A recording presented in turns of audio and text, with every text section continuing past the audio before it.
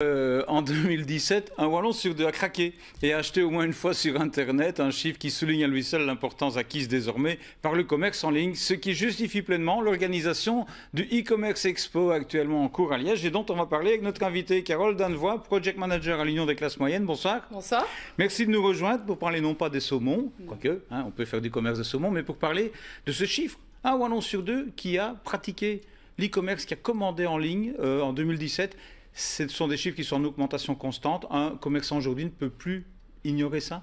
Il ne peut plus l'ignorer. En effet, les commerçants doivent connaître ce chiffre, ce qui ne veut pas dire que tout le monde doit faire du commerce en ligne. Mais en effet, c'est un chiffre qui va crescendo. Alors, l'e-commerce fait l'objet aujourd'hui et demain encore d'une manifestation au Hall des Foires de Liège dont on va voir quelques images. Ça s'adresse à qui ce rendez-vous où on va expliquer, sensibiliser au e-commerce? Qui y vient et qui peut y venir? Ça s'adresse à tout entrepreneur qui se pose la question de savoir s'il doit faire du e-commerce ou pas.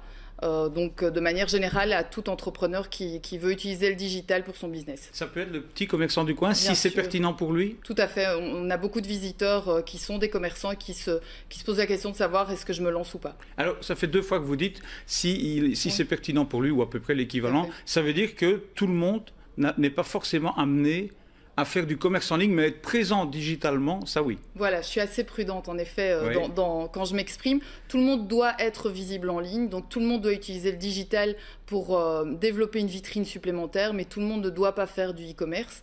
On a à peu près un e-commerçant sur 3 qui réussit et les 2 autres qui ne vont pas gagner leur vie en étant dans le e-commerce. Donc il faut être prudent, il faut bien se préparer. Il y a des solutions hybrides aussi où on continue un commerce classique et où en parallèle on ouvre un site e-commerce. Voilà, c'est une bonne voie? Oui, c'est une possibilité, c'est une option à étudier. Il y a du web to store, on appelle ça. Donc, en effet, on commande en ligne. On peut, par exemple, venir rechercher sa commande dans le commerce physique pour avoir des conseils supplémentaires. Donc, c'est une possibilité, mais il n'y a pas chaque cas est unique. Donc, il faut voir chaque cas indépendamment. Cette manifestation qui se poursuit encore demain entre 11 et 18 h, le site web e-commerceexpo.be, on y fait quoi? Le commerçant qui y va, il va trouver quoi?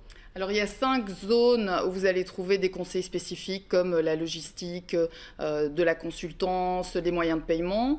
Il y a 2 grandes salles de conférences où vous allez trouver des conférences informatives. Donc, c'est important, c'est pas commercial. C'est concret, quoi. Voilà, c'est concret. Vous allez trouver des vraies infos.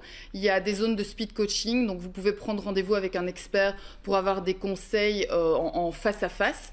Et puis, donc, il y a voilà, le stand UCM qui est présent et où on peut orienter et diriger les gens et aussi donner nos conseils d'accompagnement.